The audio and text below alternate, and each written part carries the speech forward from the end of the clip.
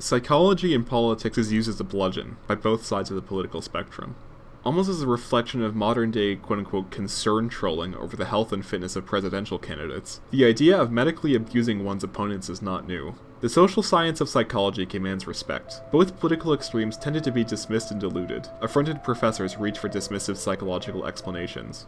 In 1851, a theory arose which posited that the reason why slaves in the US South might run away from their plantation was a result of a chronic mental illness. This so-called drapetomania theory to further justify and dehumanize African Americans. And rather obviously, the remedy for such an affliction was whipping and beating. Affronted professors reach for dismissive explanations. Are we as a society so seriously morally and intellectually bankrupt that our academia acts in such a way to justify the thirst for freedom as a pathology?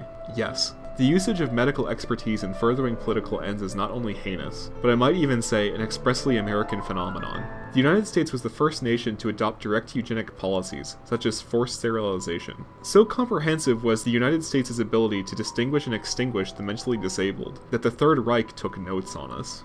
This particularly American behaviorist compunction has been one of the most damaging things that the United States has ever produced. Only the depraved mind of an American doctor could have thought that popularizing lobotomies en masse with threadbare justification was a good idea. Turning the mentally disabled into living zombies was done for no other purpose than to more easily care for understaffed asylum nurses. This behavioristic impulse about not caring about how one achieves an outcome is telling in both medicine and politics. This might sound like a platitude, but rather than actually confront our problems, the United States would rather medicalize them. We consume far more pharmaceuticals than any other country on Earth. I have previously expressed the unhealthfulness of the United States, but are we really so unhealthy as to require 1.5 times the number of pharmaceuticals than the runner-up country of Switzerland? We have a generalized pattern of behaviors that would rather cover up a problem than confront it. Our political system is self-medication. We, all of us, including you, consume self-affirming and deceitful media which thrashes at the democratic tradition in exchange for clicks and money. The United States has a severe problem with pathologizing things that should not be pathologized, and politics is no exception. Seemingly every single presidential candidate in the last 2 elections has had allegations of being unfit for office on health concerns.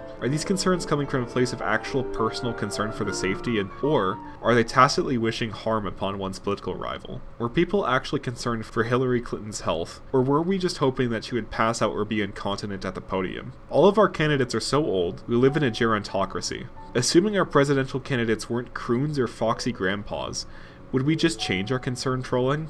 Assuming we had actual young blood in the political system, would we instead shift our accusations of mental impairment, opposed to physical impairment, as grounds to dismiss an opponent? I already know the answer. We would psychoanalyze their every movement in an attempt to seek out confirmation of our perceived notions of XYZ candidate being a sociopath.